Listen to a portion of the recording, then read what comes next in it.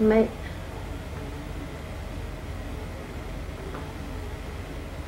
I can say now Yep. whatever I want, right? Yeah. How about not to say anything at all? Anyway, I am Chaya Mindall, born November 10, the year also 1926. And I forgot my last name, Chaya Mindall Gutman. You had a middle name? Yes, I had. My first name is Chaya. Nobody else had a middle name. Only has a boy I left. have a middle name, yes, I do. But I never use it because my first name is Chaya. But they never called me Chaya, they always called me Mindall. So I never used Chaya. I do on my license, I do. Driver's license, I have my Chaya name. Yeah, I do. Okay, what else do you want me to know? What city were you born in? What year? What city? City, Warsaw, Poland. What are some very early memories that you have? My very early memories that I have were before the war, Before the war. after the war, Before the war. Mhm. As a That little I kid. always had to take care of my little sisters, and especially my sister Eva. She was a little girl then, and my sister Edda. She always made trouble for me. She was a hysterical kid. Okay, anyway. I had to take care of them. I remember my sister Goldale, that I will never forget. She used to call me Mimi. She couldn't say Mindall, so she called me Mimi. And I remember her, she was always sick. She didn't talk good at that time. She was 5 years old when she died. That's what I remember. And all the others I remember, of course, at the end, my sister Hannah, my sister Masha. And I was the middle one, I was the third born. And after that came my sister Ethel, my brother Moshe, Reba, and Golda. And everybody talks differently, everybody remembers differently. I was in school at that time and I had to do, my father was my pal. He always asked me to go with him everywhere he went. And like my sister Eva was telling that he was told, and when he was walking, he took big strides, and I had to run after him. I had to keep up. I always was with him every time, every day of my life. I remember him, that he helped me. I was always a late go to sleep, the latest to go to sleep, a night owl, like they say it here. I used to read a lot, and whatever I could not understand, I asked him to explain to me. And he did. He always had time for us. No matter how big a family we were and how poor we were, he always had time for us. What are some of the places you remember going with your father? Every place that he had dealt with, because he was a shoemaker, and he had, like, they take out, what do they call, like here they take it out, someone that takes out from somebody and works for somebody else. Contractor? Orders. Mm-hmm. Okay, and he took me there to those places. He sent me to any place that he needed me to go. I cannot explain in English what they were, where they made the shoes, not the ready shoes, but just the shoes. The Soul. soles, I went for soles, yes, and for the whole form of the shoe, whatever, the cushion, I can't even remember that. That's not something? That's something. Anyway. Okay. Did What you else? like school? Hmm? Did you like school? I liked school very much. What do you remember about school? What I remember, When we came to Warsaw in 19, although that I was born in Warsaw. My sister Hannah and Masha and I were born in Warsaw. All the others were not. But we moved back to Demblin. And in what was it, the year 1933 or 34, we went back to Warsaw. And I remember them sending me to school. I had just started school because at that time I was about 7 years old. And I was supposed to be in school. I had started school in Demblin, the first grade. And when we came to Warsaw and they sent me to school, they said, you don't belong in the first grade. They said, put me right in the second grade because maybe of the age or maybe of the knowledge that I knew. I don't know for what reason. But they sent me, I started out right away the second grade in Warsaw. And then, at that time, and in 1939, they had built a school, a new school, and I was transferred to that school. And that was not far where we used to live. We lived on a different street when we came in the beginning, and then we moved to another street, another place. Do you remember the addresses of your houses Of in course Warsaw? I remember. When we came, it was Pavia 73. Pavia. And then we lived on Mlochinska 13. Did they say that too? No one remembered? Did you ever ask them? No, we didn't ask. Auntie Kaika might remember. Why didn't you ask? Well, I know my mom would remember, but maybe Auntie Kaika would remember.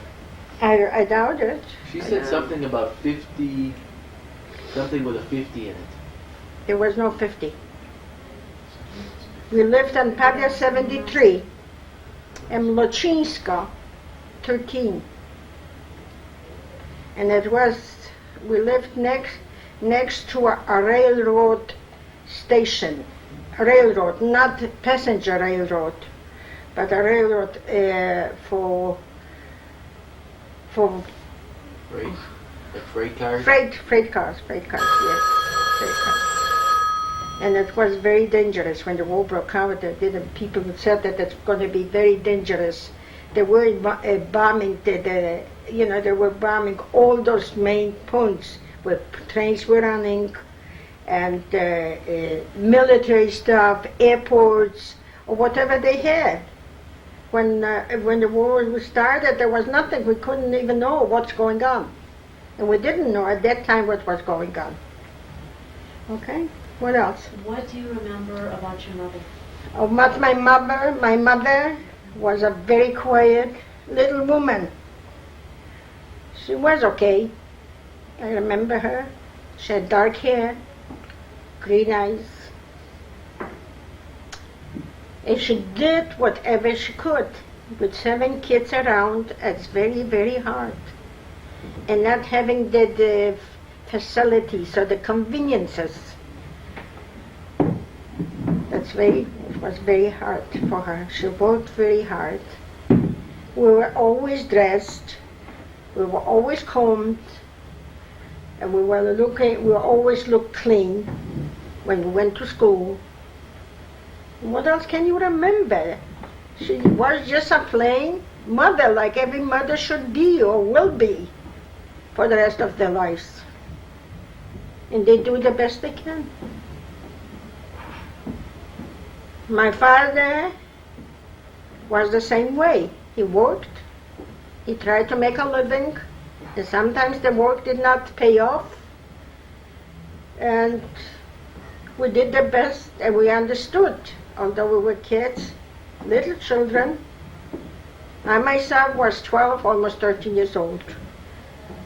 So I know how life was. Life was very, very hard in Poland, and especially for Jews. So, What was Masha like? Masha was a girl like everybody else. Like me, like Hannah, like anybody else, a sister. But she was very seldom home. She used to stay with our aunt. She used to help out, like my sister Eva was telling about my aunt Ethel. She was very good off Whether she was a millionaire, she wasn't, but she was very good off. She lived in a nice apartment, and she had nice clothes. We remember that. When she used to go on vacations, so Edda and I used to stay in her apartment to take care. And Marcia used to stay with her most of the time to help her out because she had a baby. I mean, she didn't have luck with children. After she got married, she had her first child, a little girl, and when she reached the age of 2, she died. And that was the second one, happened the same thing. How did she die? Something that she had a sickness of some kind and she just died.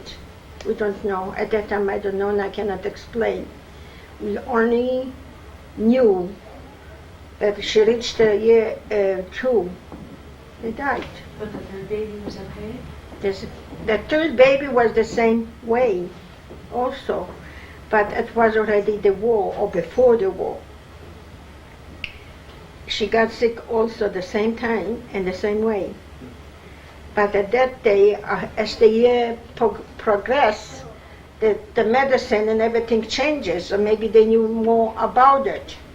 So she was still alive, and I remember that they were looking for blood, for transfusion of blood, and they couldn't find the right donor or the right blood to match up.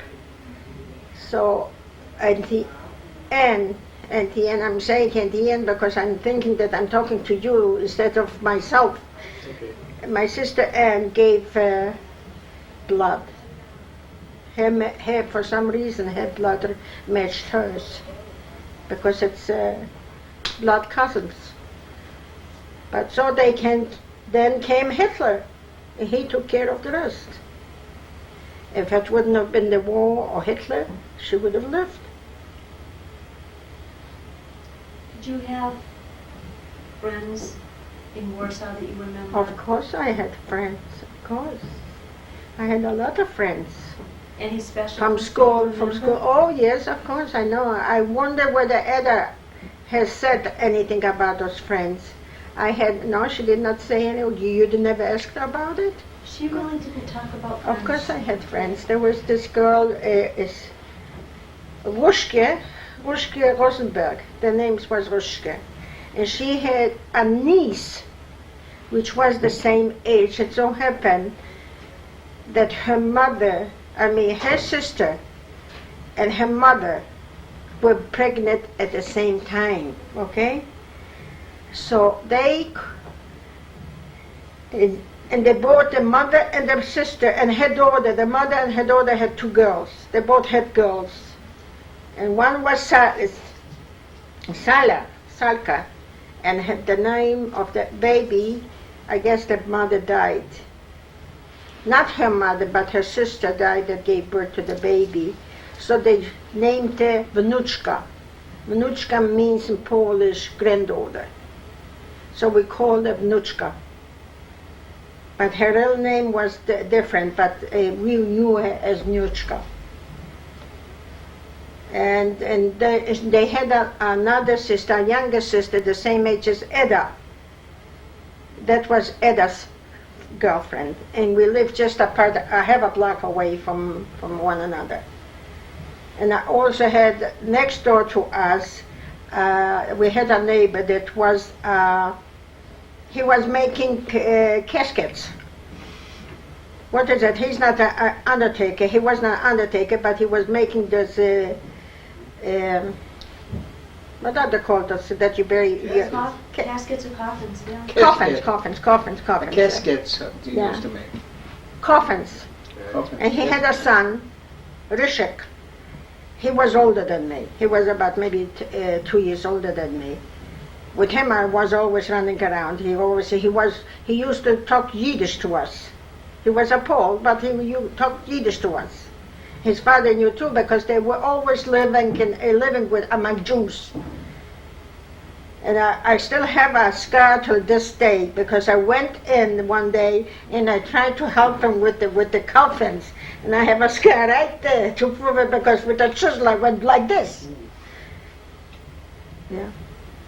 And a lot of Polish friends that we lived in the neighborhood that I had, that we went to school with. We were walking distance to school. And below zero weather we walked to school. There was no cars, there were no carpools, and no buses. Forget it.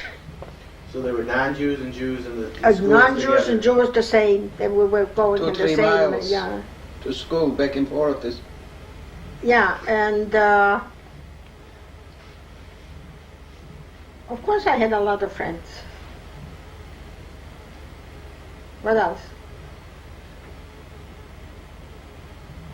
When did you first realize that your life was beginning to change because of the war? When it started to begin to happen. And what happened at the beginning? At the beginning, nothing happened. Everything was quiet. And September 1st, the sky turned dark, and all of a sudden the sirens come. Well, the talk about the war we were talking around for months. We knew something was coming, something was brewing, but nobody knew when and how and what is going to be in store for us. It was a Friday, and all of a sudden, of course, us kids don't realize and don't know what war is till it really happens.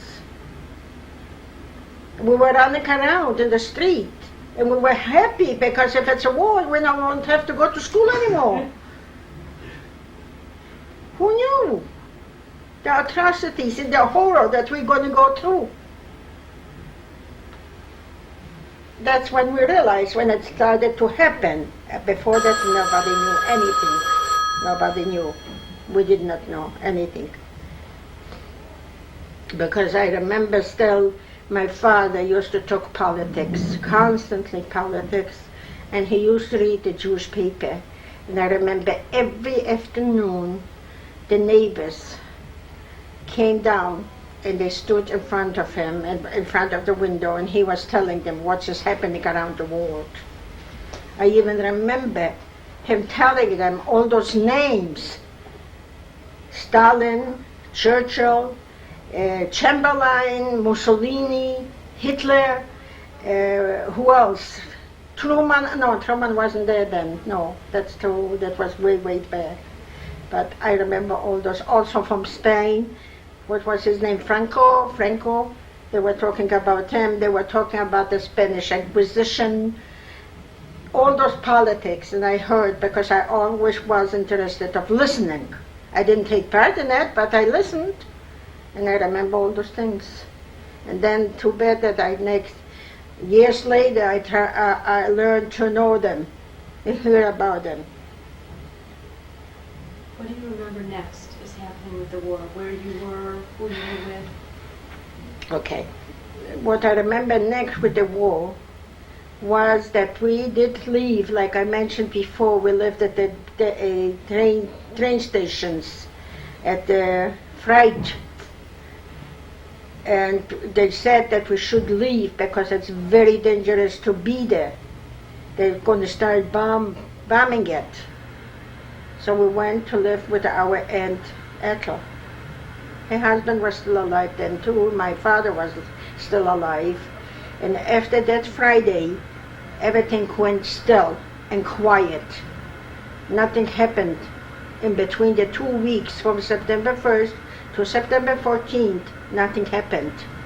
So that day, that was Rosh Hashanah Eve, September 14th, my father said to my mother, it's time to go home. It's time to go back and to go home. So my mother said, it's going to be dirty, everything is going to be dirty, and we have to go and clean it. So my sister Hannah volunteered. She had a boyfriend, so she volunteered to go with him and to clean up the room, the measly room that we lived in. And I think my brother went with them. I don't remember, because he came before her home, back. And in the afternoon, that same day, she left maybe in the morning, and that same day in the afternoon, the siren started to blowing again, and that we knew that there's something going on, like the quiet before the storm, you know. And all of a sudden, and they closed all the gates. In the apartment building, there were gates that you had to go in. There's a janitor that was taking care, that took care to let you in and out. And they closed. You cannot be on the streets before air raids. And my father was standing and looking at the sky and seeing where the smoke is coming from, the fire is coming from. And he saw that it's from the side where we were living. And he said he has to go and save them.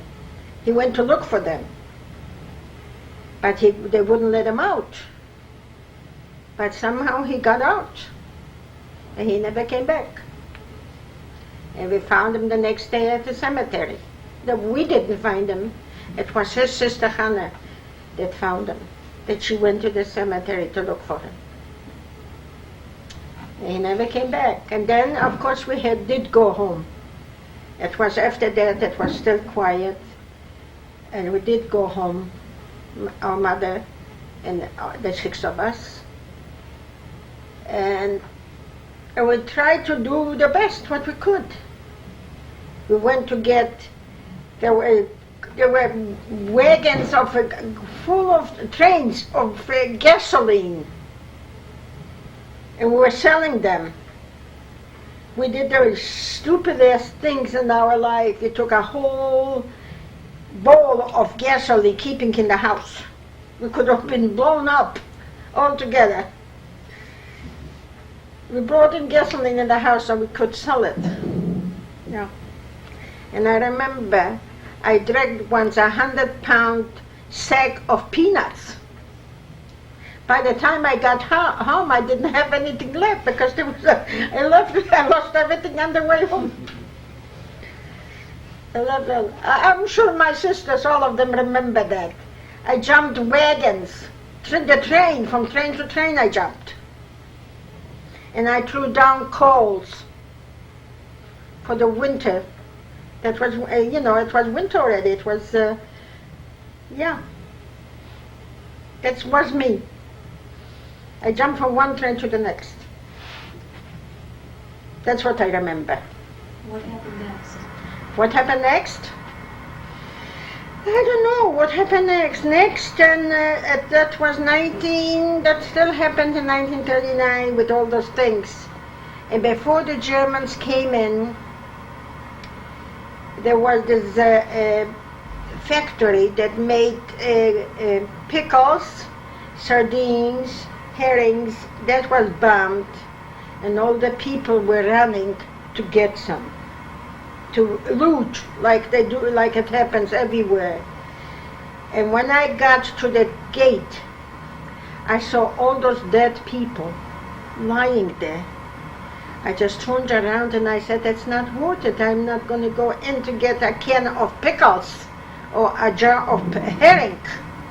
And the soldiers, Polish soldiers, were still around.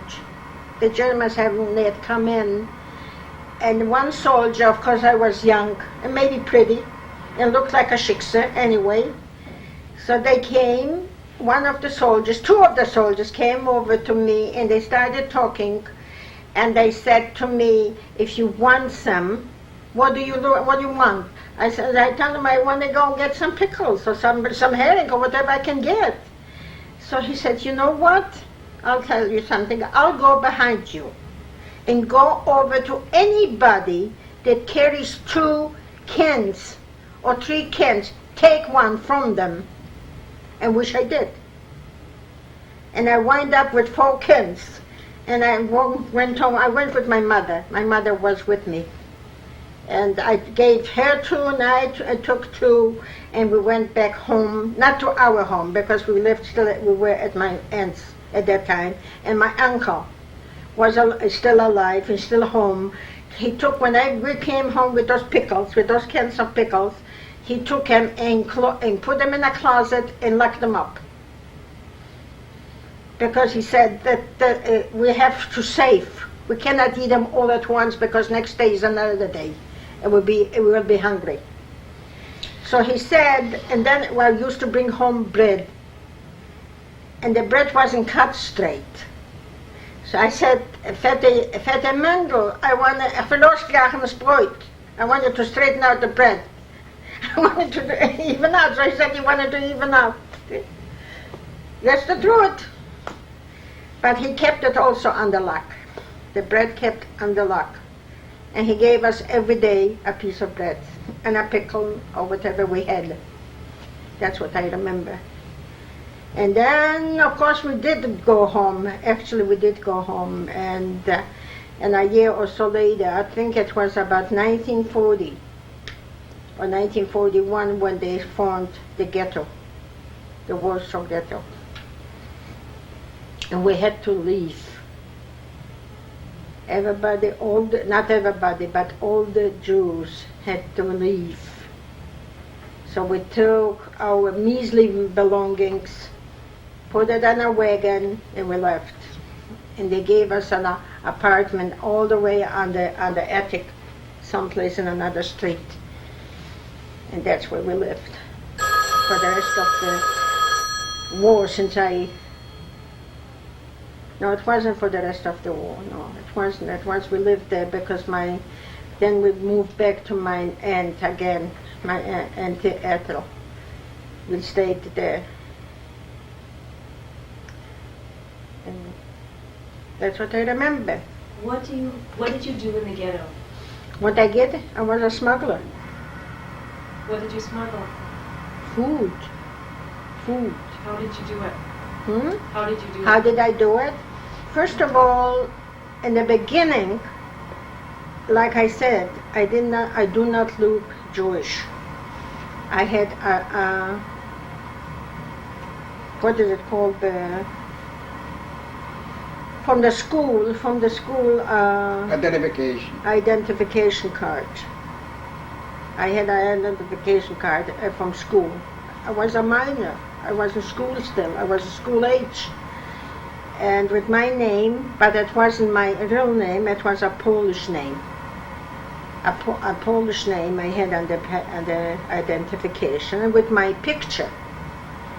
And that's how I went back and forth from ghetto to the Aryan side, to the Polish side. And I used to smuggle whatever I could, not big things, but because if you would carry big things, they would know. But on little things like bread, like eggs, like butter, or something like that, and we sold it. I will never forget, I was walking once on the street, going home. It was already in the ghetto, coming from the Polish side and going home too. I was eating. I had a piece of bread in my hand and I was eating. The bread was torn out of my hand. And I just stood there. I wasn't running after them. I just understood. At that time we weren't that hungry because we managed because of the smuggling that we did. It wasn't so bad. We used to bring home food for our mother to cook, but it was not kosher. So she wouldn't touch it. And she said, "You are young. All of you are young. Eat it." She was cooking it for us. But she wouldn't. She would not touch it, no. Because it wasn't kosher. The thing that we brought. Pork, it was pork, pork, butter, or we had to make butter. She had melech de kern vleesje, so she couldn't mix, she couldn't, yeah, what were you going to ask me? Which one of you smuggled? All of you? I was the one that smuggled. Ada was smuggling, and Moshe, my brother, smuggled. Moshe And Anne And Hannah, for instance, she did, in the beginning she did, but it was very dangerous for her. She really did not know the Polish language that well, like a Pole talks. She knows Polish, but we did not have, like they have here, accents. You can tell somebody that comes from someplace else, right? And over there was the same thing. You could tell the Jews were talking with an accent. And you could tell that they are Jews or they are not Poles or something. We did not have that accent, and no one knew that we are Jews. Ada and I don't look Jewish. Mark, of course, does not either, because when we were young, we didn't look at all Jewish. And Mark did not know even Polish. He still doesn't. But somehow he managed. Yeah, that's how I started, And we had some friends also that they were taking off.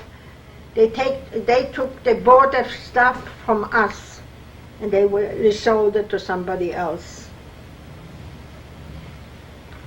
Did you stay in the ghetto the whole time? No. In 1942,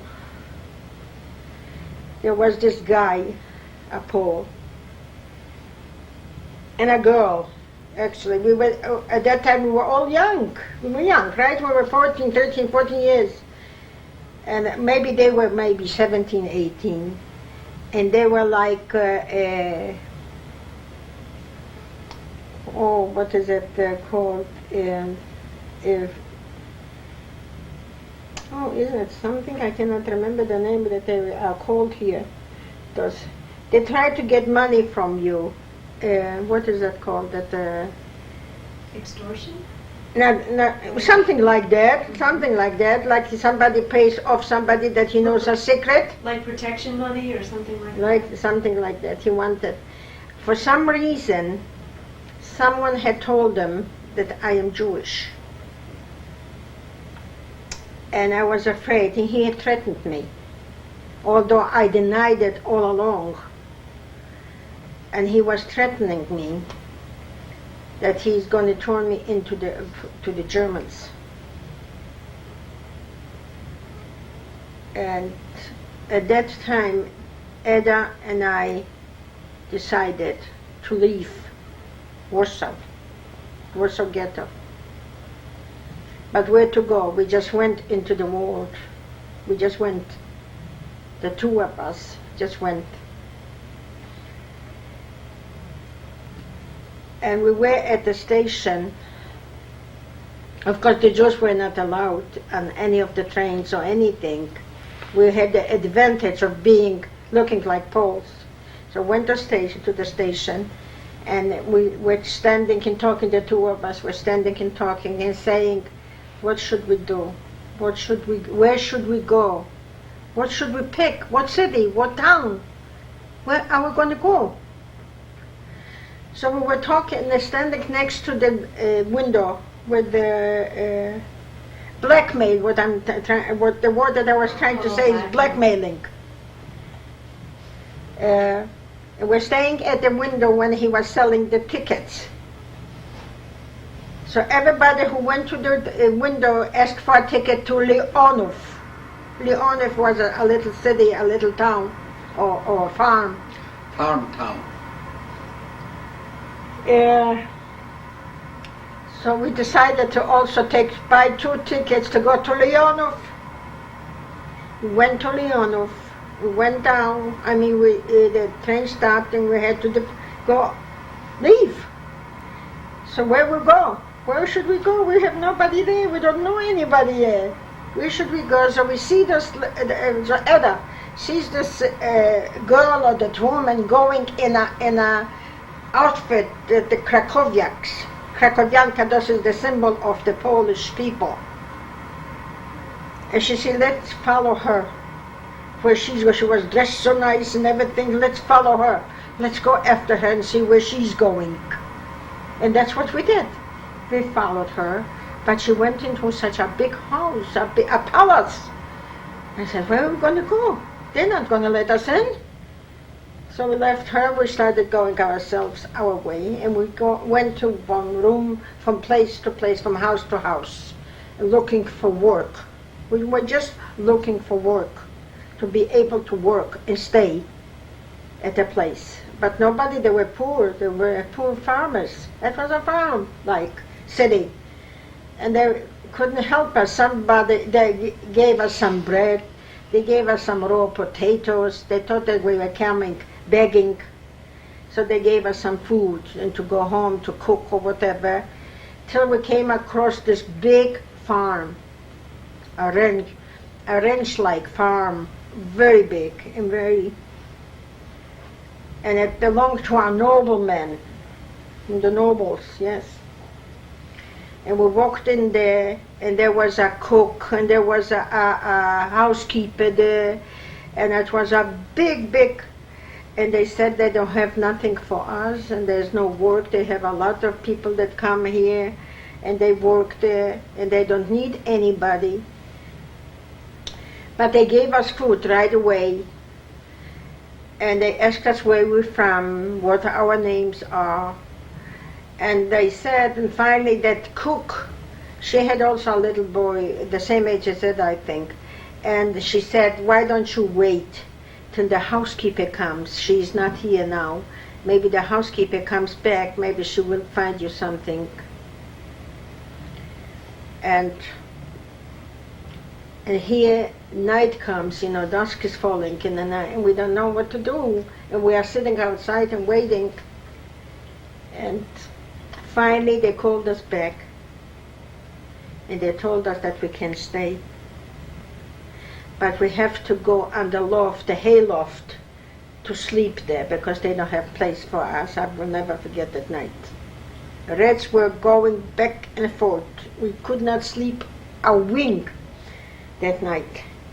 And that day, we were upright with the roosters.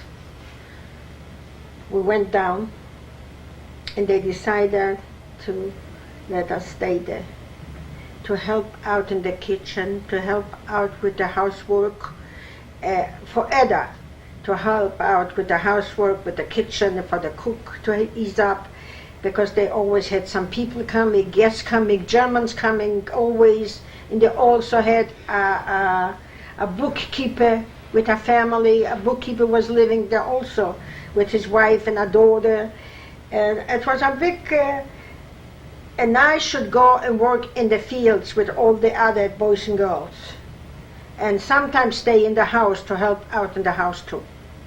And they gave us a little room, like a cell, like gel, and they put straw under the floor with a blanket or a sheet, I don't remember, and that's what we slept on. And we had whatever we had, the clothes that we had. The next day, we wake up, it's time to get up, and Edda was sleeping. And I tried to wake her, and she starts talking to me Jewish. I said, "Laat me goed, ik wil slapen. Leave me alone, I want to sleep." And I woke her. She did not realize that she was talking Yiddish. "Laat me goed, you understand that, don't you? Laat me goed, ik wil slapen." One time, the cook said something to us too, because she came in to wake us, and I wasn't there, or maybe Edda was sleeping by herself, and I was in the room, and she said something to me. She was talking something that I could not understand her. Oh, I said she must have been talking German. She must have learned some words in German. That's why you did not understand her. I do understand her. Okay, so then we stayed there about over the summer. That was during the summer. That was in 1942. And in 1942, when I said goodbye to my mother, I never knew that it was going to be the last time. Anyway, we stayed there over the summer. I was working in the fields, and I sometimes talk to myself, those dumb Poles, if they would only know that I am Jewish, they would kill me. They were asking me, they were begging me because I was staying in the big farm, in the big ranch, and I had the right to go in and out. They didn't. And they asked me, and there were fruit trees all over. And there was a garden, a big garden, that they grew everything. That they had the right because they had to entertain the Germans or the guests or whatever who was coming, from the nobles or from the people, from business people. So they had to have, they slaughtered a pig one, too, once. Anyway, so they were asking me, they begging me to bring him out an apple, a pear, or all those fruits, or plums, to bring him. I said, you dumb guys, if you would only know that I am Jewish. And every time they took those, the milk, the sour cream, churned, I was churning it for butter, to butter, the sour cream. And I was dishing out with spoons and I was eating the butter. And then we had buttermilk. After that we had buttermilk. Yeah, we were okay. We didn't know then, the few months that we were there, we did not know there was a war existing. We did not know, Edda and I did not know. We knew only that we left our loved ones behind. And that bookkeeper used to go all the time to Warsaw. I think he went to Warsaw every week to report to the Germans the income of the farm, because they had to report what they had. It was a big farm, a big cattle, a ranch like. And they had to report how much they take in and how much they take out and how much they spend. And every time he came back from Warsaw, he was telling us story what's happening to the Jews. Not, of course, they did not know that we are, not knowing. And of course, we looked at each other, and we're looking at each other. Who knows whether they are still alive? So one time, Ella decided, she said to me, you know what I'm going to do? I'm going to start making trouble. And maybe they're going to send me home. And that's what she did. And she said, you know what?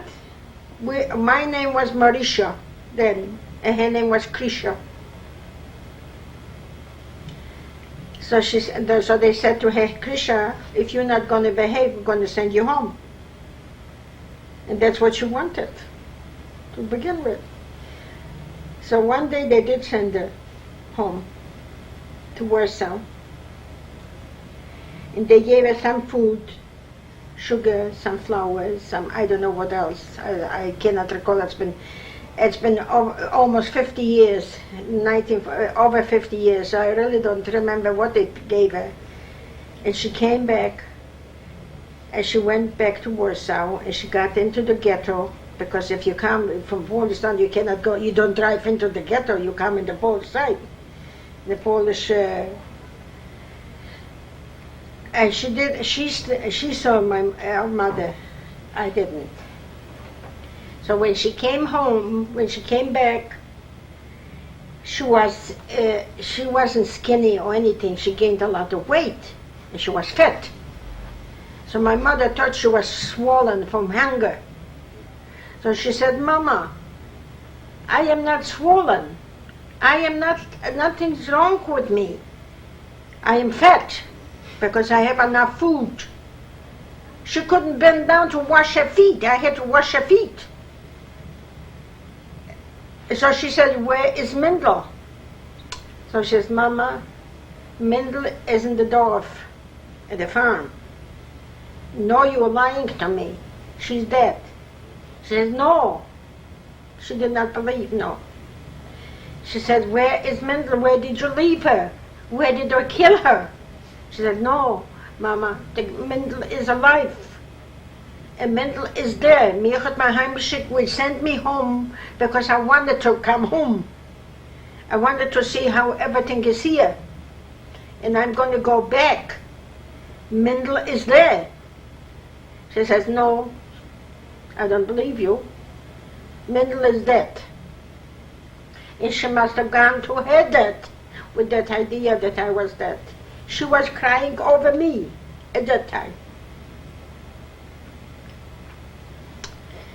And then it did happen, and they were trying to get out of the ghetto, because at that time they were starting to liquidate the ghetto.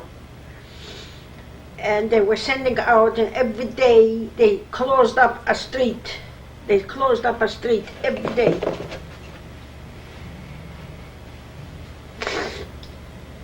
They closed up a street and took out the people that were living in the houses.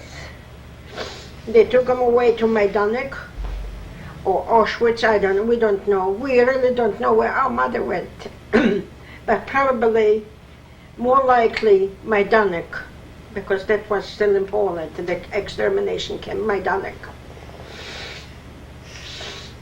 And the night before, they had all the plans to leave. My mother, Masha, and all the rest. It so happened that Riva got out, and Mark got out, and Hanne got out. I wasn't there, so I don't know really how it happened, but that's what Edda told me when she came back, what had happened. So I said, so she said, my mother said, go, you go, kids, you go, I'll follow you, you go. You go find, you start out, and I'll follow you. And she never did. And Masha stayed with her. No, Masha was already taken away. I think Masha wasn't there yet already, or was taken away. I really do not remember. Like I said, I wasn't there, so I don't remember. And it's been over 50 years. I think Masha was there or not. And she kept on saying, you go, go. Save yourself, save yourself, and I'll follow you, I'll find you. And after they left, 5 minutes later, the Germans, the trucks, and the Germans came and closed the street up, and my mother never got out. And I think Masha was taken away before that. If I'm not mistaken, I don't really know. But I think she was taken away before. And I think Arkman is responsible for her death, for Masha's death. We never knew where she went or where she was. They knew after they were taking her out of the place that they were keeping the people to be transported to death camps. They found her, that she was marching with all the Jews. I think Edda saw her. And she tried to get her out. And she kept on saying, go away, leave me alone, because they pull you in too, go away. When she was marching with the Germans and the Poles and Polish, and Masha, and she saw her, she wants to pull her out of the group from the Jews, and she wouldn't let her. She said, get away, I don't want to go, leave, met de schleppen. The Germans might pull her in too, Edda. And she left, she wouldn't go out, she wouldn't leave. I'm just telling what I was told. That I never saw Masha. And I never saw my mother.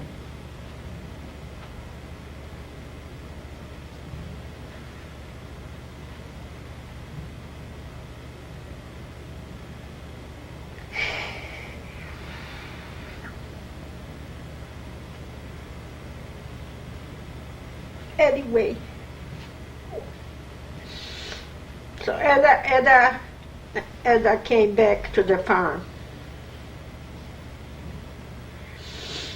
I think that Hanne, Riva, and Mark, Moshe went to the station. They bought tickets to go to Dublin. And Edda decided, of course, Edda came back to the farm. But the people at the farm told us they cannot keep us over the winter. There is no work. we cannot go out in the fields to work, and there's no work. So they tried to put me in a place. They took me into a little town so I could stay over the winter myself. Only me they took. And Edda was still at the farm, and they said they're going to find a place for Edda to stay so we can be over the winter someplace else, and in spring we will come back and start all over again to work in the fields and work in the house and work everything. So she took me to a place about 40 kilometer from that place,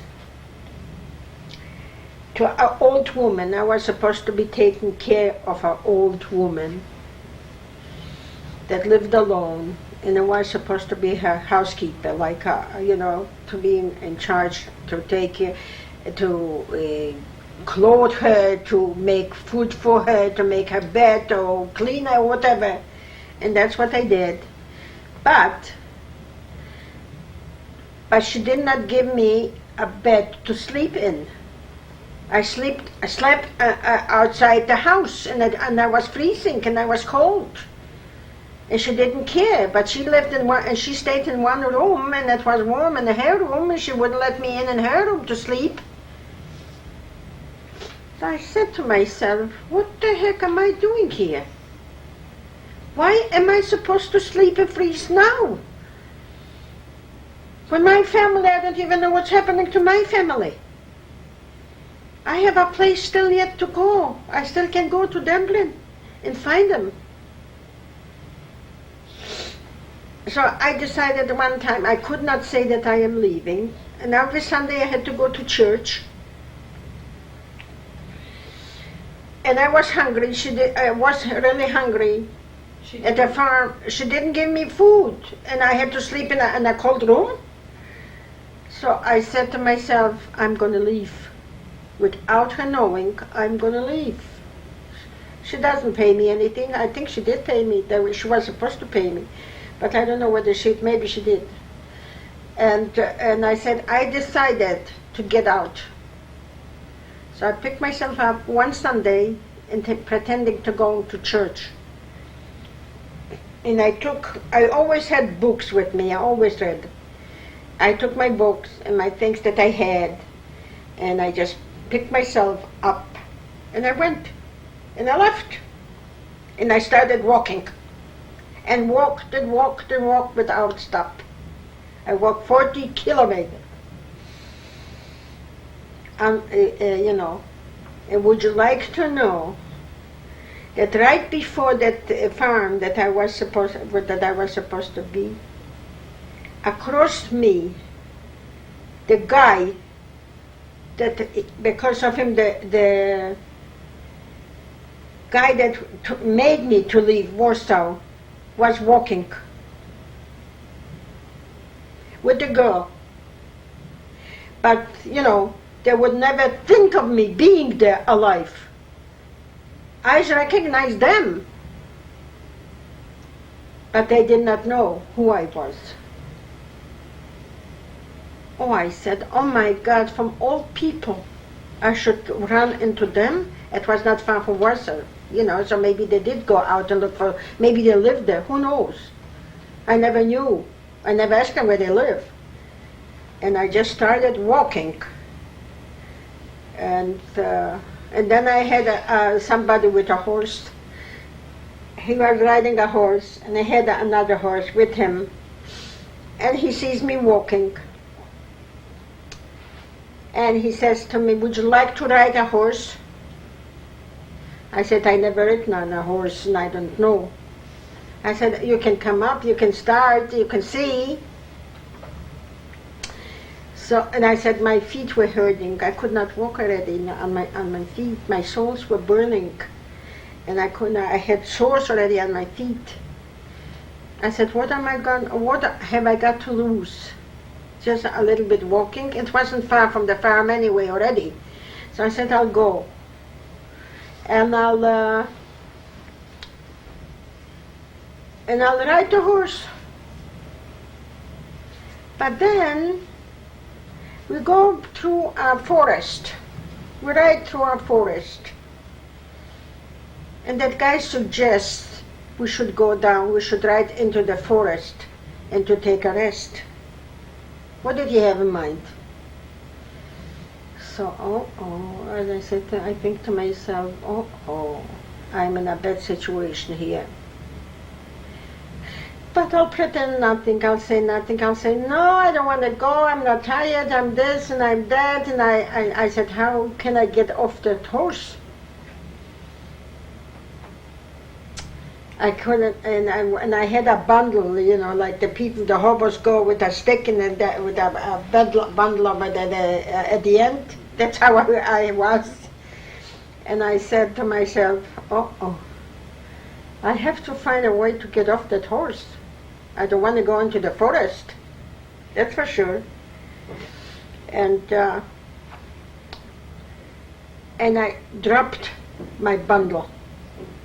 Purposely, I dropped the bundle. And I jumped off that horse so fast that you would not believe. So he tried to do it, but I said, don't bother, I can handle it. I'm young enough, don't. And he was nice enough, polite enough.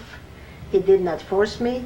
He did not say anything. He just took off. He wished me luck, and he took off. And I started walking, and I went back to the farm, to the ranch. And they said to me, and I told them the story, what happened, that I walked all the way home, back here, and I told them that I don't want to stay there, because first of all, I'm hungry. She doesn't give me food, and I sleep in a cold room that I'm freezing. So I want to go home. If you don't have place for us, we're going to go home. And that's what they did. They sent us home. I mean, they gave us some money, and we went to the station. We went to the station, and we went and we bought tickets to go to Demblin. I wonder whether Edda remembers. I'm sure she does. She still does that. Yeah, she still, but always sleeping. And the bundles what we had, we were sitting in a corner on the train station. And all those people that were walking around, we knew them, but they did not we knew them, yeah. But they did not recognize us. They never thought of us still being alive. Okay, so I had also with a German that lured us into a wagon in a luxury place, like he had a living room, a bedroom, a bathroom, and a kitchen in the train wagon. Yeah, and he offered us food and gave us to drink. And then Edda went to sleep, and he was after me. And I said, "Get out of here! We have to get out of here too." And then I went into Edda to wake her to get up. I always had to wake her. For some reason, I always had to wake her. I said, Edda, I didn't say Edda, I said, Krisha, get up. Get up. We've got to get out of here. She said, oh, what do you want? It's so warm here, it's so nice. And I said, get up. But he also didn't put up a fuss. He never forced me. I want another judge over there, another kake, me. You know, he sees a young pretty girl, so I said, get out. Let's get out of here. But also, no problem. I did not have any problem with him. He did not force me to stay, or he just let her go. Until we waited till the train to Demblin came. It almost was a whole night that we had to wait for the train. And of course, when we got to Demblin, we did not know. We did not know where to look for them, where to look for Hanan, for Riva, for my uncles. My uncles, I suspected that some of the family is still alive, which they were, but all the cousins and the aunts and some uncles were gone. There was only 2 left. No, what am I talking? 3 were left. Which 3? Fete Joine, Fete Giel, and Fete Shiushe.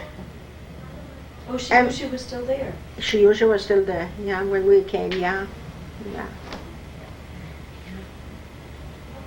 When we came, he was still there, yeah. And my cousin, one of my cousins, Herschel, which was the same age as I was, that I am, he was still alive. But there was already that camp, Demblin camp, the labor camp, and most of the people were there. And my uncle Shiusha was there. He was already there, and his wife. His wife is still alive. I mean, his first wife, our aunt, is still alive. As a matter of fact, she had just lost her second husband. She is in Florida now. Yeah, she's still alive, yeah. My aunt, of course, she's my aunt no matter what. She married to my uncle. Hi there. Tell you, it's so much. After another 100 years, we will still have things to talk about. If we live another 100 years, we will still have to talk. And we still have things to tell about. That this one forgot and this one forgot.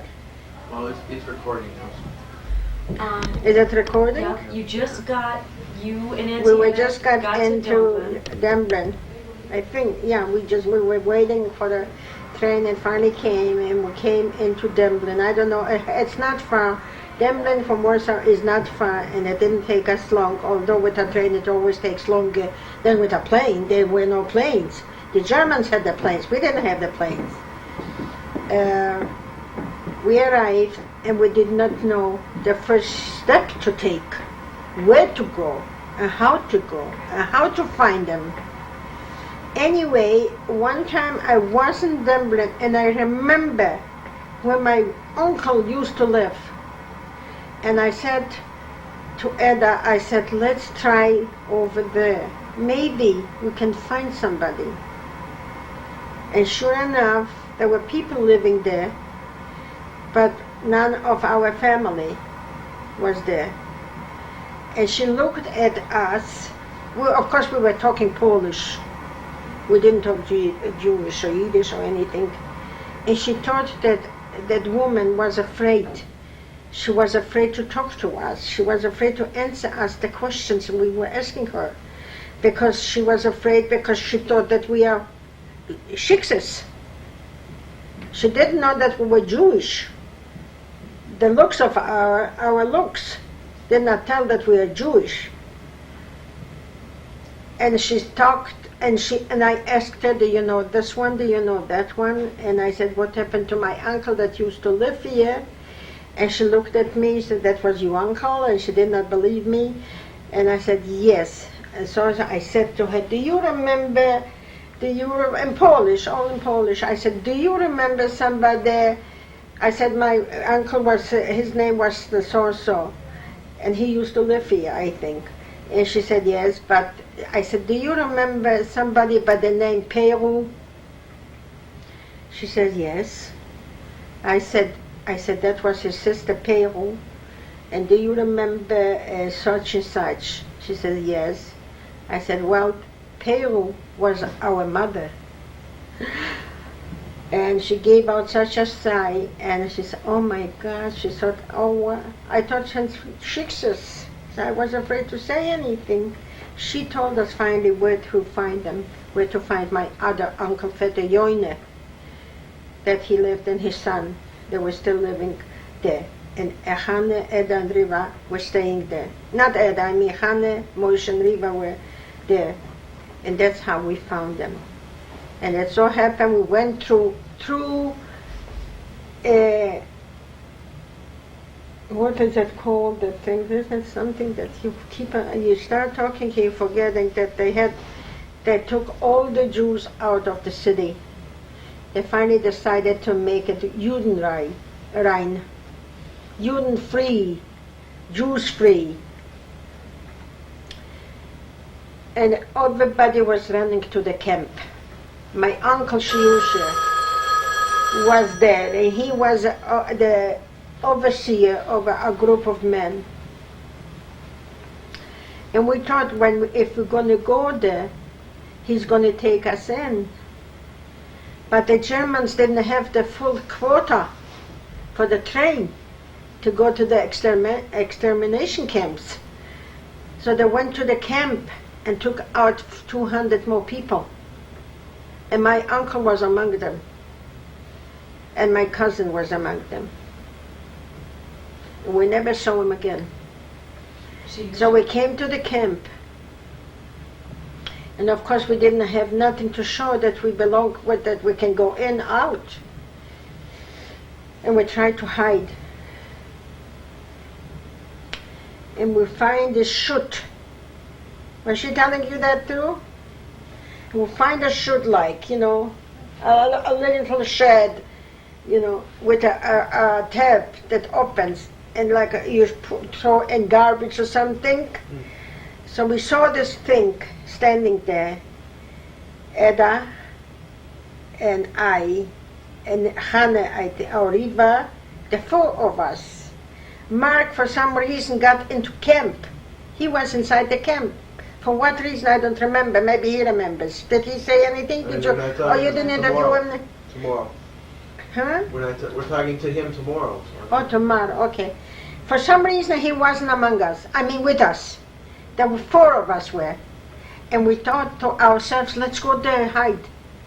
When we opened that tab, that thing, it was full of people. It was already full of people. People were hiding already there. And we climbed them on top of them. So you can imagine, the Germans were already there to taking out the other people, the 200 people, the 200 men they took out. And we climbed in on top of them. So you can imagine the ones that they were lying on the bottom. We were on top. It would have lasted another half an hour or an hour. I don't know that anybody would be alive on the bottom. It so happened that it didn't take long, and we all climbed out. And that's my uncle, Joine.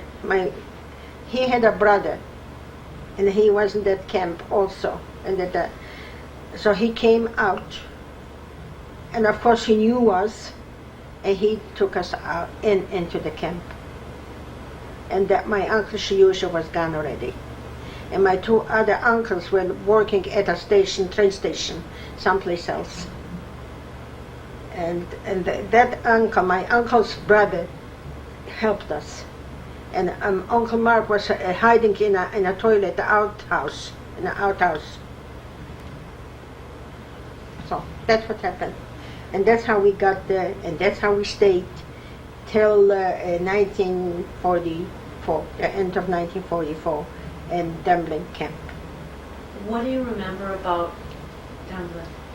What I remember about Your Dublin? day-to-day life. What did you do? You got up in the morning. We went to work and came back. And what work did you do in Dublin? I was working at the airport, fixing the airport. Not fixing the airport, the runways. There were no cement then. It was grass. And you know, with the heavy planes coming and going, the grass sunk in, and we had to replace them, constantly replace them. You know, sodding the airfield. We used to get up 2 o'clock in the morning to go to work, and we used to work a whole night. There was a specific group, Rollfeld. Rollfeld means airfield, and that's what we were called, the Rollfeld people. We used to get up 2 o'clock in the morning. They used to wake us. There is even a song about it too. Somebody made up a song about us too, about that Rollfeld too. We used to get up 2 o'clock in the morning, work till about 7, 8 o'clock, and then we went into a barn, and we were taking a rest. They gave us that much, and then we went back to work. Later on, they took us back to the camp. I don't recall that anymore. Yeah, that's what we did. Ada worked someplace else. Ann worked someplace else, and so did Mark. Everybody works at different places. And Riva stayed behind. Riva was in the camp as a child because she wasn't the only child there. So she stayed with a group of children. Demblin camp was not so bad at all. There was no comparison to the camps, the extermination camps in Germany or in Poland. There was no comparison. In other words, Demblin was like a resort to some people that we were telling what was happening. People were cooking and people were, I don't know, there was a lot of Poles and a lot of people that had the connections, the people, the natives of Demblin. We were natives of Demblin, so we didn't know anybody. We came from Warsaw, so we didn't know anybody. But the people that lived there, the neighbors, tried to help them. You know, some neighbors tried to bring them, you know, they worked. They also came to work. The Polish people came to work too. They worked. And some of them had it real good. We didn't have it so good because we didn't have nobody there. Yeah. Now I'm going to have a drink of water.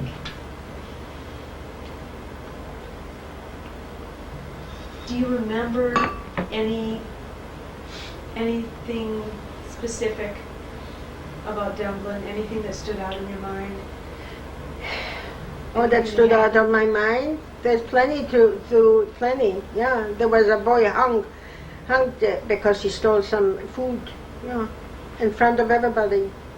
And there was his father begging the Germans to take him instead of his son.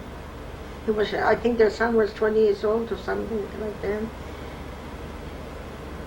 To show us.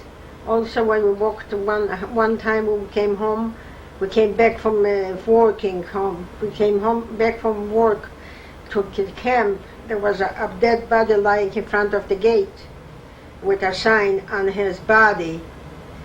That's what stealing happen when you steal. That's what will happen to you if you steal.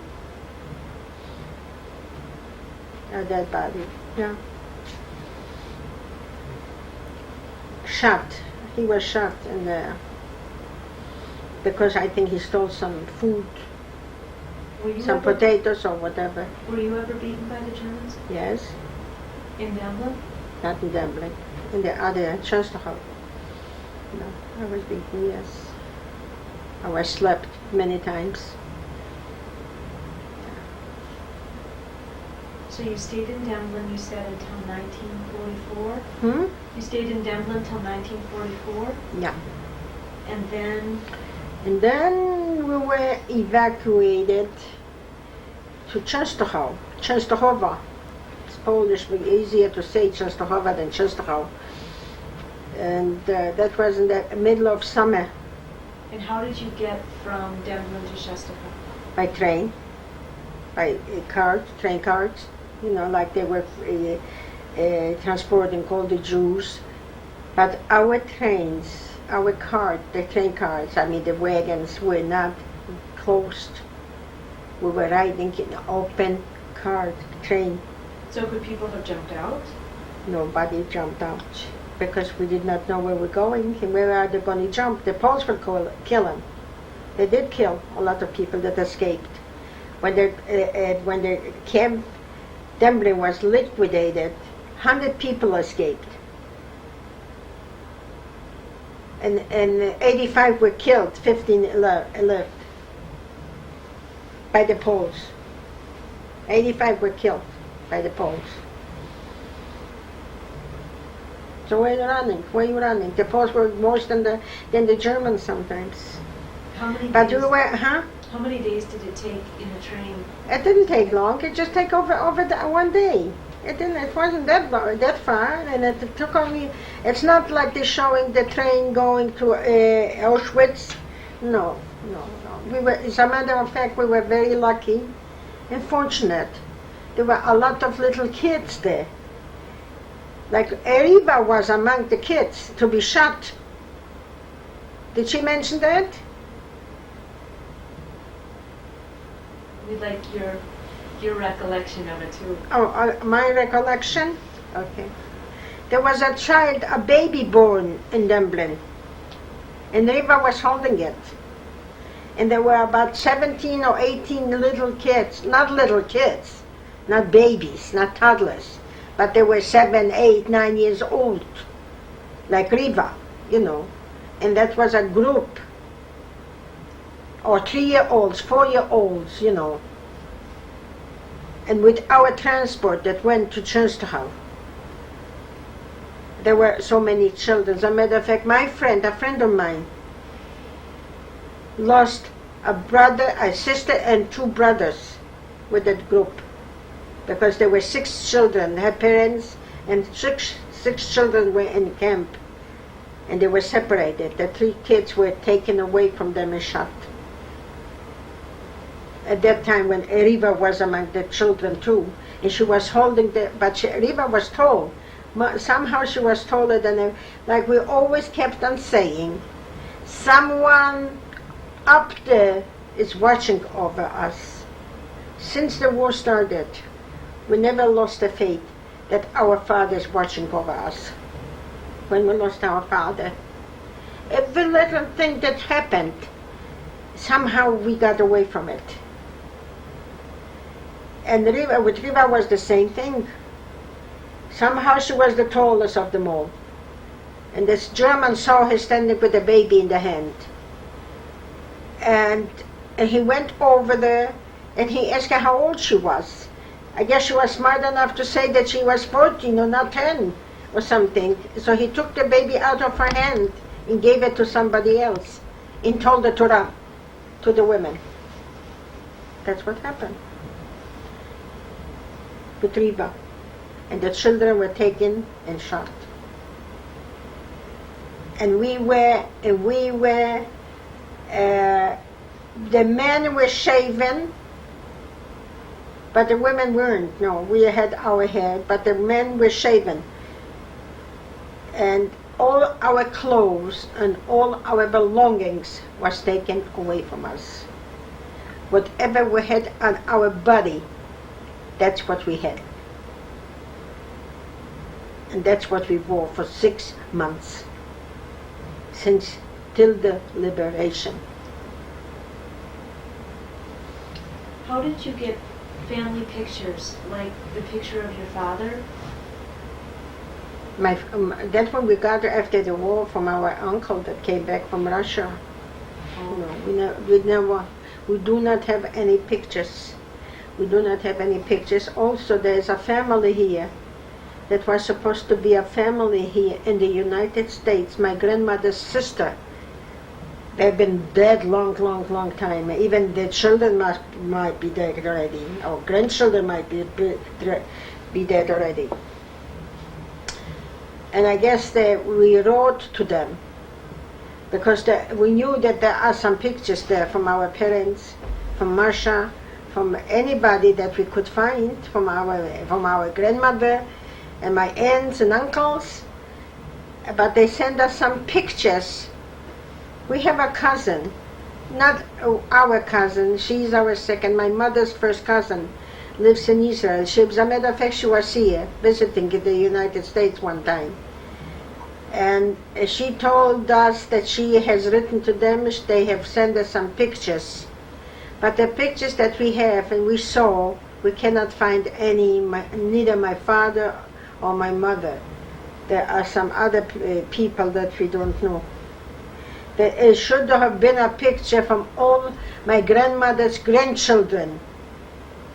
And Riva was sitting in a high chair. A picture where Riva is in a high chair. From all her grandchildren, she took a picture of her. I wasn't there. They couldn't find me, so they shoot the picture without me. From all my grandmother Suralaya, her grandchildren were taken a picture of and sent to her sister to the United States. And that's what we were asking for. And we never got it. And I understand that my brother Mark, called him up one time, and they were afraid to talk to him or something, because they thought that we are gonna, because we told them that we are survivors, they thought that we are asking for money from them, or that for them to help us or something, and we only wanted the pictures. And it never came to nothing, and we never got a picture. And the pictures that we have from my cousins that I gave us, and my uncle that came from Israel, from Russia, when he was liberated in Russia. I mean, when the war was over and he came back to Germany, that's how we got from my grandmother. And I have the other pictures also from my aunt, that she had, like I told you, my uncle that was taken away, and his wife she gave us some pictures too from him, from my uncle. She had a picture of him, and another picture of my grandmother and my auntie Ethel, that I have a picture, and I'm sure everybody has, all of us have the picture, because we made copies. You're over there. You're up there. Oh, On that wall. Around the corner. where do you see? That's right.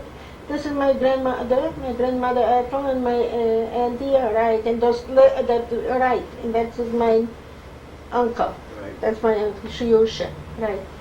And then my father, and my father's picture also was from my uncle that gave us. We never had a picture. We did not have any pictures before the war. So in Shostakov, what was your average day like there? What did you do? What did we do? Let me tell you, Stacy. If you want me to get into all those things, believe me, like I said before, it's been 50 years. And if we live another 100 years, I still will have things to tell you about. And I really don't think that I should go. What do you imagine? What do you imagine yourself? What life was in a camp? We worked at the ammunition, and I had the one that the overseer over us, and the other. My sister Hannah and I worked at the same place. And we had a boss over us, a German Nazi. She was called the Hexer. A hexer, you know what it is? You don't know what a hexer is. A witch. She was called the witch of the group, of the Germans. You know what she used to do?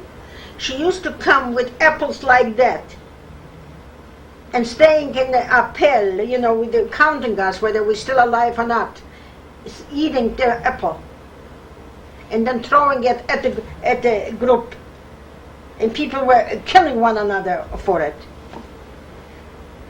That's how sadistic she was. Or a sandwich threw at the people, so she can see and watch how we fight over it. I never fought over it. I never got into it because I would never get it. I was too young, too small, and too weak to do it. So how do you imagine, what do you imagine we were hungry, persecuted all the time, afraid of death, constantly being with the guns. We were working for guns, for the bullets, by bullets. We were sorting bullets out. And sometimes she came and she found something that wasn't supposed to be there, slapping us back and forth. I was slapped by him many times. And the end was lashed with a leash, with and one girl was there, she had 25 lashes. Lashes? Yeah, it's a lash. And she couldn't sit and she couldn't lie, she couldn't do. Her body was black and blue. We never knew that we're going to get out alive. Never. We were waiting for the day to come. Like Ada said, she remembers songs We do remember, I remember, maybe not as good as she does, but we do. There were many songs sung about the lives and the people in the camps. And yet, we weren't so bad off as others. We were fortunate enough to live through, 5 of us. There aren't too many, not too many. You can count them on your fingers, how many that lived through so many. Maybe 1 or 2. Look at Uncle David. Look at Uncle David. He's the one and only. No one else. Did you remember any heroes at Shestaka? Heroes? We were all heroes that we lived. Who can be a hero? There were no heroes. If you were a hero, you were shot. You couldn't go and save yourself. Did you fight among yourselves in the barracks, or did people find a way? Some did. I don't think that we never fought. I don't think so. Not among us. We were hungry constantly. There was nothing to fight about. We never had nothing to fight about. So why can we fight? Whatever we had. I'll remember one time that our brother, of course he was the only one, and we tried to help him, so each and every one of us cut a piece of bread, ripped a piece of bread off, so he would have more from us. Food was stolen under you. You couldn't keep anything. You had to finish it, otherwise there was nothing left. Some people come and get it for you. What do you remember about the liberation? What I remember about the liberation? My sister Riva will never forgive me for that.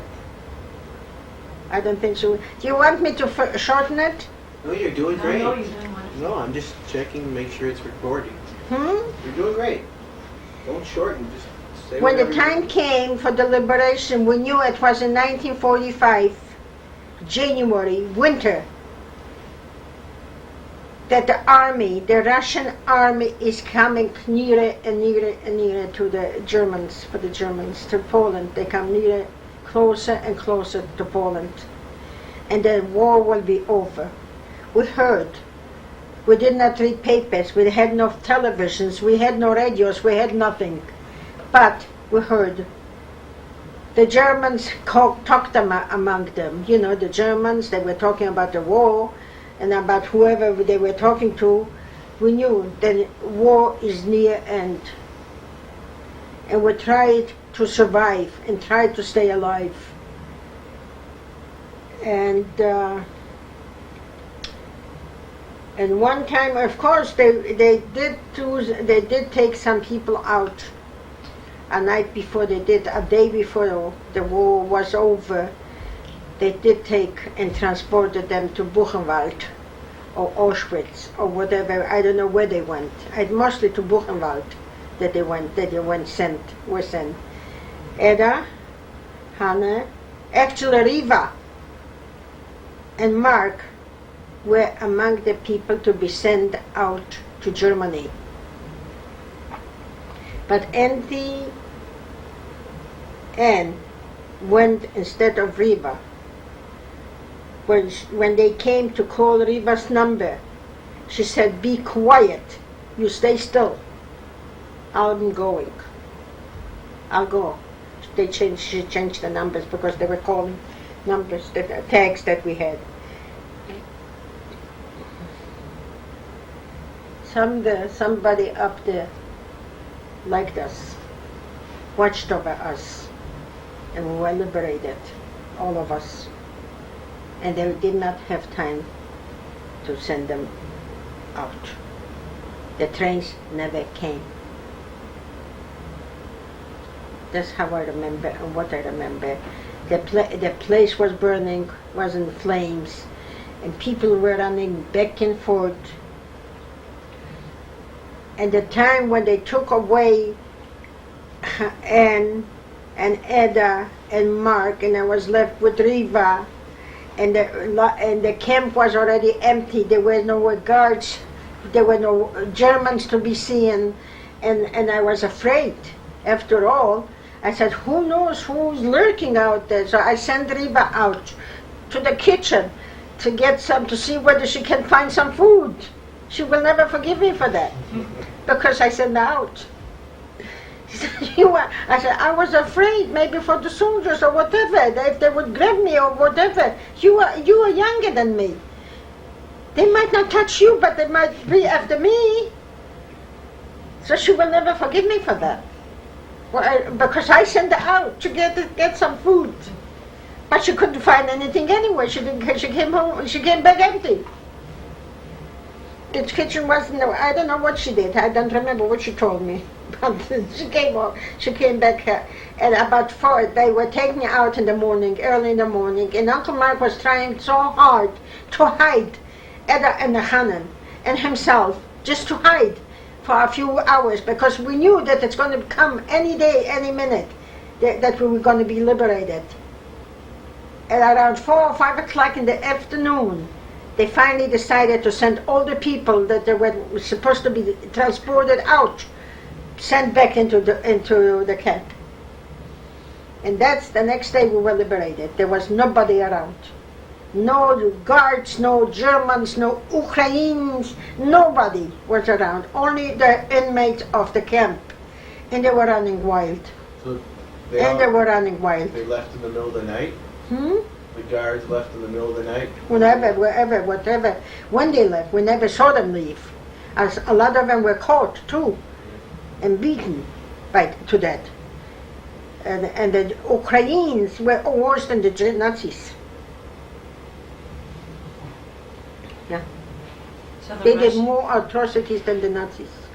They still do. I mean, look what they did in their own country. What they did to the Jews. What else now? So the Russians liberated the camp. Mm-hmm. And did they give you food? No. We left. Actually, we left. We didn't stay behind. So I don't know what happened. I'm sure that you've heard the story about Edda, Riva, and Hannah. That they were, bombs were flying still, and one of the girls was killed at that time. And Riva never will ever forget it, she says. I wasn't with them. Where were See, you? I was with Mark, with my brother, and I had a boyfriend. What was his name? His name was Simcha. And he had a bike. He stole a bike. He said he's going to go back to Dublin with a bike in the winter time in January.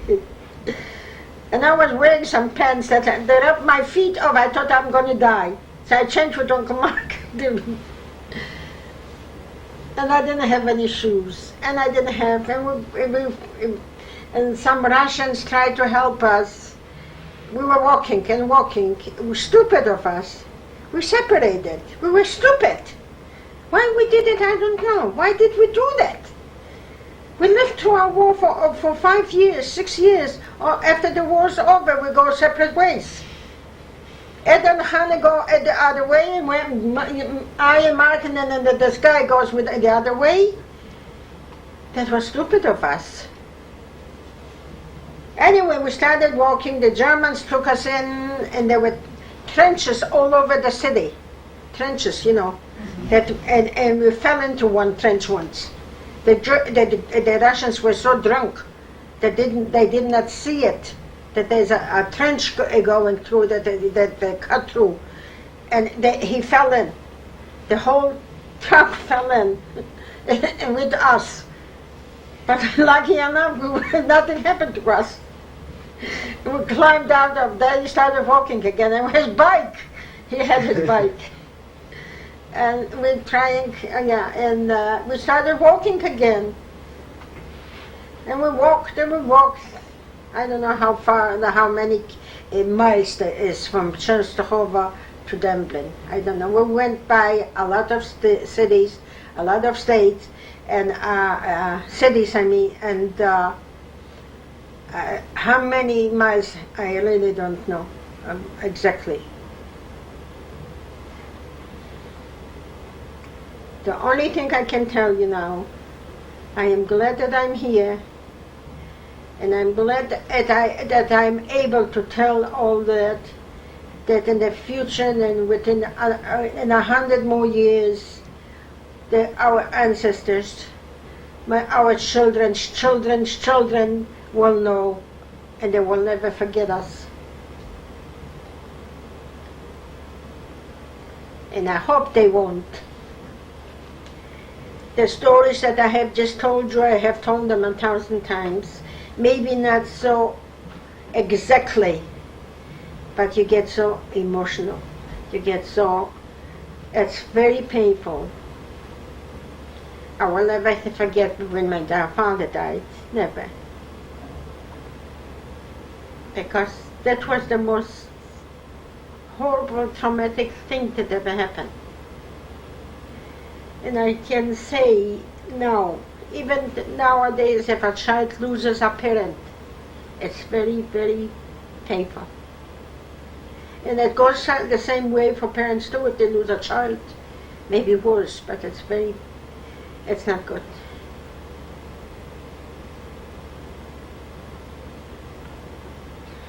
How did you meet Uncle David?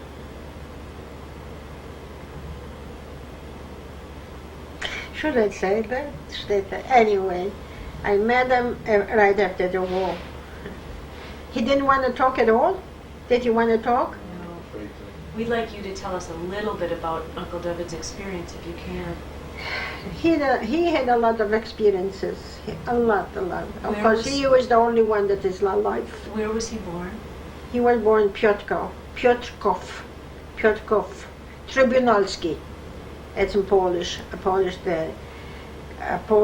Trybunalski, the tribunes they had in Piotrków. You know why it's Trybunalski? Like they had in Spain, the tribunals for the acquisition. They had this in Piotrków, in his state, in his city. They had the tribunals there too. That's why it's called Trybunalski. Piotrków Trybunalski. That's what he told me. I don't know. I wasn't living there. I didn't live there. He made a bet. How I met my husband, David, is it was 1945, right after the war, and I was staying with my aunt that I told you that she is still alive. That my uncle that was taken away. Shiusha's wife? Shiusha's wife. I was staying with her. As a matter of fact, she has a brother, and she tried to talk me into of marrying him, but I wasn't crazy about him, so I didn't marry him.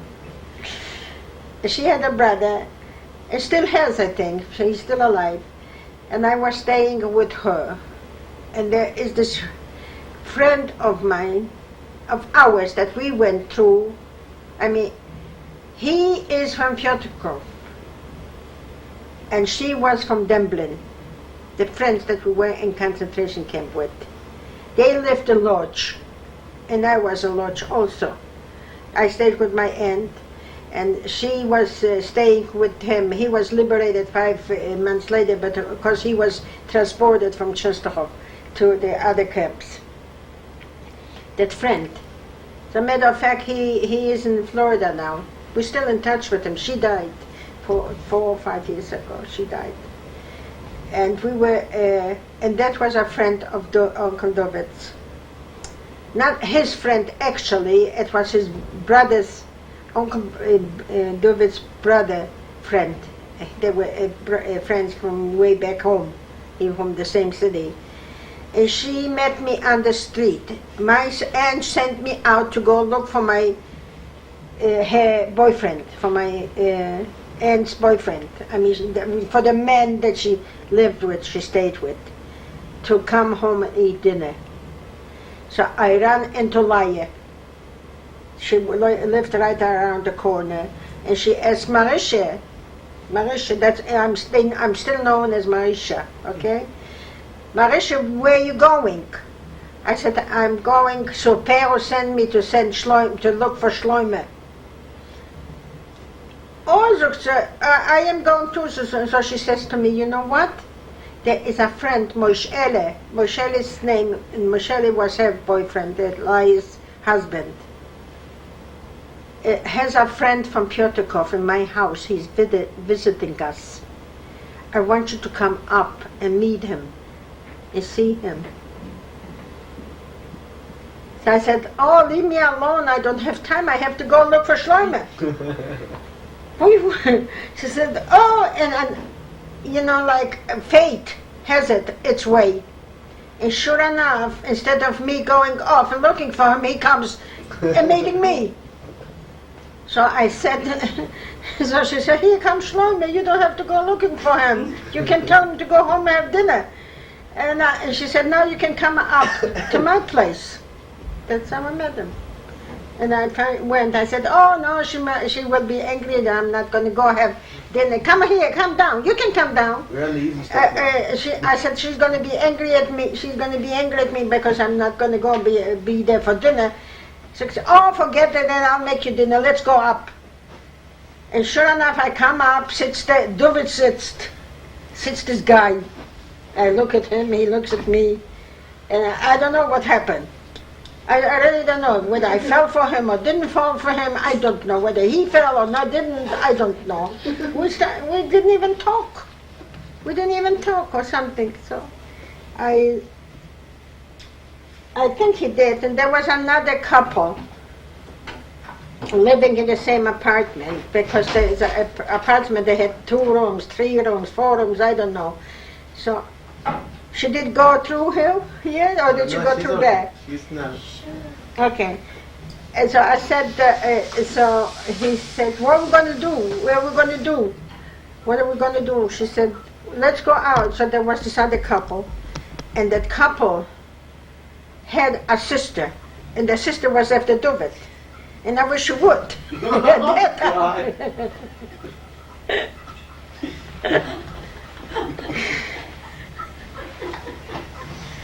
He wasn't here, he's deaf. He's gonna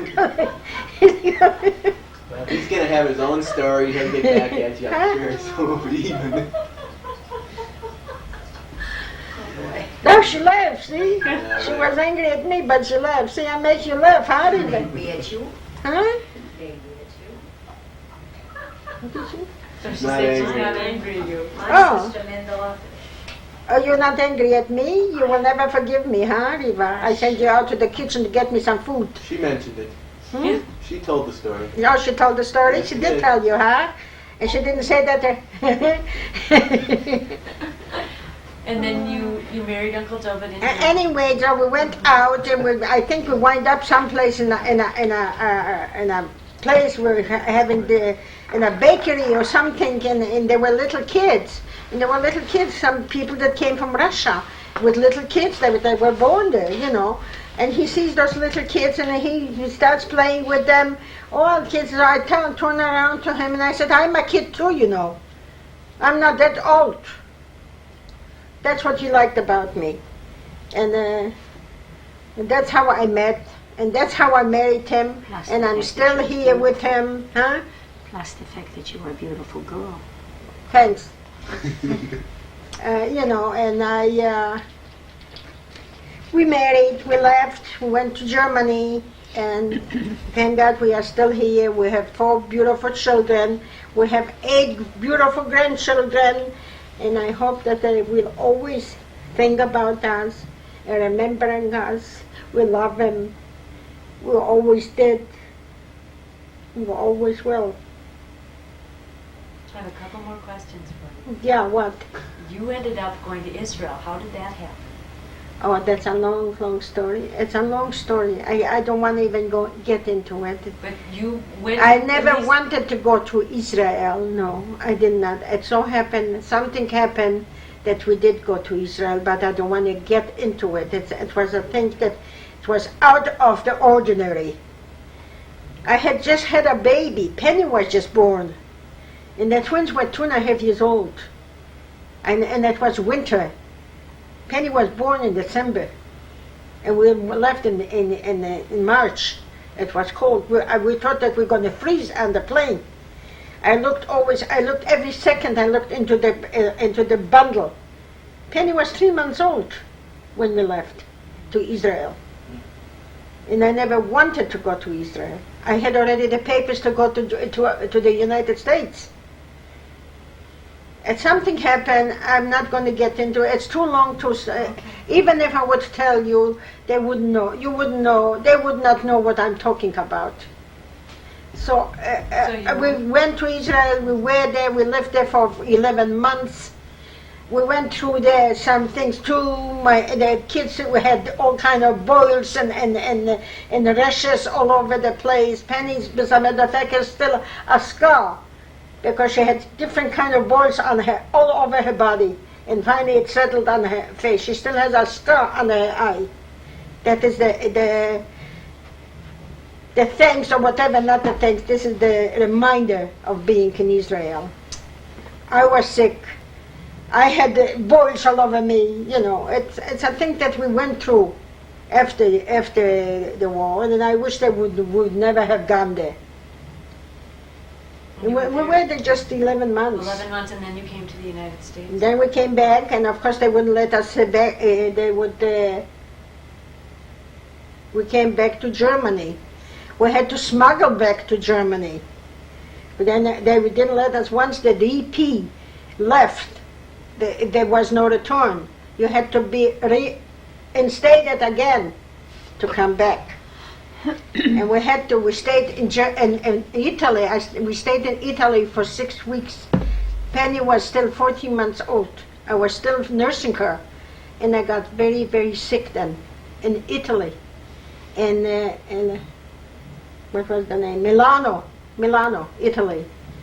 We stayed in a hotel for 6 weeks. We sold all the jewelry what I had. We didn't have money. We had to smuggle back into Germany. We sold everything. We came with nothing. Actually, we starved because we didn't have food for the kids even when we came back to Germany. We finally went into the DP camp again. And Uncle David was started working, and they finally registered us as being back. That's what happened. And why? It all happened. It was, I don't know, it happened. And how long were you in the DP camp again before you left for America? How long? From 1950, we came back in 1950. We left for Germany in 1949. We came back in 1950, and we stayed till 1956. When after Lenny was born, I came here in 1956 with all 4 children. Uncle David did not come with me because I came under a preference quota to my blood relatives. And David was not a blood relative, so he could not get a quota. He could not come at the same time as me. And the children, my children, came under the German quota because they were all born in Germany. They're all born in Germany, and they came under this German quota. And then when I came here, after 10 weeks, of course with the help of my sisters and my brother, that we made papers and we sent out. And I was going to say something, but I'm not going to say anything. That we sent out some papers for Uncle David to come. And he came about October 31st, Halloween Day, in 1956. Okay, I came 3 days before Uncle Mark's wedding. Okay? I made it to Uncle Mark's wedding, and he said that all his sisters have to be there. Before he marries here, all his sisters have to be there. And we came there 3 days before, and I stayed overnight, and we came by plane, not by ship, not by boat. I shouldn't say ship, by boat. The boat people. We did not wind up in Ellis Island. Okay, anyway, we came by plane, and we came, and it took us overnight. We had to fly 24 hours. And we came 3 days before, and we stayed overnight in New York, and then the following day we came to Minnesota, which was August 23rd of 1956. And Lenny was 17 months old. How old were the twins? How old were the twins? The twins were 9. No, 10. They were 10. They just turned 10. In May they turned 10 in 1946. In 56, they were born 46, and in 56 they were 10. 10 years old, and Penny was 7. 7 and a half, actually. Yeah, 7. They're 2.5 years apart. Yeah, and Lenny was 17 months. Uncle David said that he would prefer not to tell his story, but I was wondering if you could just give us, you started to give us a little background. You told us where he was from, but if you could tell us how many brothers and sisters he had, what their names were, his parents. Yes, I can tell you that. Okay. Of course, his mother's name was Sura Baile, which is the name of my granddaughters. Wendy is Sura Baile. Her Jewish name is Sura Baile. And his father is Itzik, which Lenny is named after. His sister is Rushka, Rose, like Ruchu. Jewish name is Ruchu. And I think that one of the girls, Penny's girls, are named after. And his brother's name is Avner. Michael, middle name is Avner. Michael. My grandson Michael, Sherry's son, is named after Avner. Not named, his middle, Mechu Avner. His name is Mechu, Michael's name is Avner. And that's all. He had only a brother and a sister. And also they were killed the same way as all 6 million people were killed. 6 million. Do you know what camps Uncle David was in? Yes. I think he was in Skarżysko, which is Polish, Skarżysko. And then he escaped from there. He went back to the ghetto, Piotrków ghetto. And I think he was taken away later on. He was taken away to Plaszów in a camp. And from there he was in Mauthausen. And where else was he? Some other camps that I don't even... Mauthausen and Plaszów, and where else in Skarżysk. Do you remember any? No. Yeah, that's what he told me, and that's what I remember. And he went through a lot too, a lot. His father, as a matter of fact, was killed 2 weeks before the liberation. Yeah. Was he with him? No, he was alone. Yeah, he was with him. Not when he was there, when he was shot. I mean, when he was killed. But he was with him. They were separated. He was sent this way and he was sent the other way. But he found out from some other inmate, some people some survivors, I shouldn't say inmates, they were no inmates. I mean, from some other survivors, that how his father died. And that's Was he liberated from? Mauthausen, I think. Mauthausen, he was liberated, yeah. And did he have, you said his parents and brother and sister were killed? Does he have any relative? He found an uncle. He did find an uncle in Argentina. That uncle used to live in Belgium before the war. And I guess the Germans got to Belgium too just as well. And this uncle lost a wife and 3 children during the war. And I guess after the war he met somebody else, he married, and I guess she was also married. I never met them. I never, I just sent pictures and cards, invitations to them. That's how I knew them. He went to visit them once, many years ago, and he saw them. And he has a son. There is a son, one cousin, first cousin to Uncle David, but he does not keep in touch with us. He never let us know what happened to his parents, because I've been sending for the past few years. I've been sending cards to them, New Year's cards, Passover cards, Hanukkah cards. They never come back, and I never get responses from them. So I assume they were not young. They were much older than us. They must have been in their 80s by the time, one time she wrote me that I think she suffered a stroke. And she was the one that was writing. I still have her letters in German. I wrote to her English, and she answered me in German. And I still have her letters that she was writing. And she was the one that was writing, because I don't think he was writing. And his uncle, when he saw him in Argentina many years ago, I think it would be about 20 or 25 years ago that he saw them. We lived here. And after we came back from California, I think in 1975 or something, in the 70s, he went to visit them.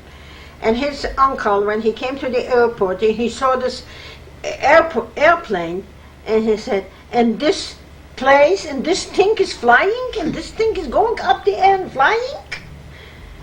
He would never go on it. That's why he never came. We begged him to come to the United States.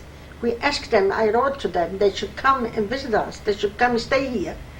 And this thing I'm going to go in, and this goes up in the air and flies? That's what Uncle David told me. He would not believe, but he would never go there. How they must have gone by boat to Argentina. I'm sure they did not. If he would have been on a plane, he wouldn't say that.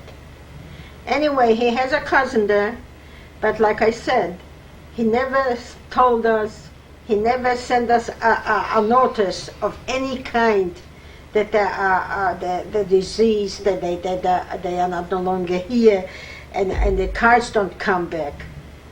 And I've been sending the last card I sent about last year I didn't already, but 2 years ago it should have come. One should have come back. I've been sending 3 cards a year with letters, with the things that I wrote in. No response. And it sounds like Uncle David had a very large family. He said that his father had 11 brothers. Yeah, and 1 sister. All gone. And that was one of the brothers that got away from Poland to Belgium. That was one of the brothers. Yeah. He had a big family. And his mother, did she have a lot of siblings too? No, I don't think so. I think he told me that she was a only child. He never mentioned his mother's family. That he never mentioned that she had a brother or sister. And his mother and Uncle David's mother and brother and sister died in the camps?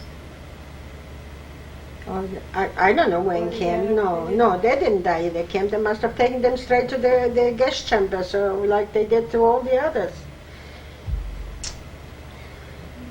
He was telling me once they were taking them and they were running. His brother was a terrific singer.